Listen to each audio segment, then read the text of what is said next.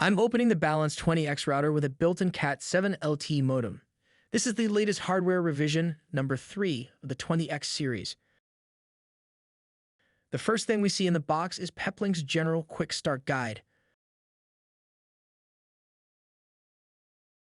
On the outer plastic wrapping are the serial number stickers, which you can affix to the device or keep for record purposes. The entire router is wrapped in this cardboard, and if we pull it up and out, we can peek inside the other contents. Let's take the plastic off now and take a look over the hardware. It's pretty lightweight and slim.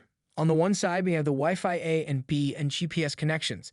The power input, a cavity for a flex module, can be another cell modem or VDSL modem. Then there's the Ethernet ports, of which you have one WAN port and 4 LAN ports. On the bottom, we have the device label as usual, along with the internal modem's SIM slots. For installation, there's rubber feet so it doesn't slide around on your desk, or mounting holes if you want to attach it to a wall.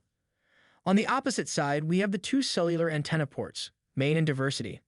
Then there's the USB port for where you can connect a max adapter cell modem or a compatible USB modem from your cellular provider.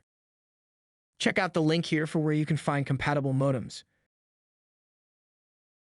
Looking at the other sides, I see they have continued to include the Kensington lock so you can physically secure the device if needed.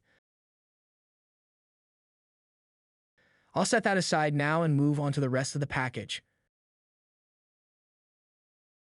We've got a Velcro cable wrap, a 12-volt 3-amp power supply with barrel connector. Then we've got the GPS antenna, which is magnetic.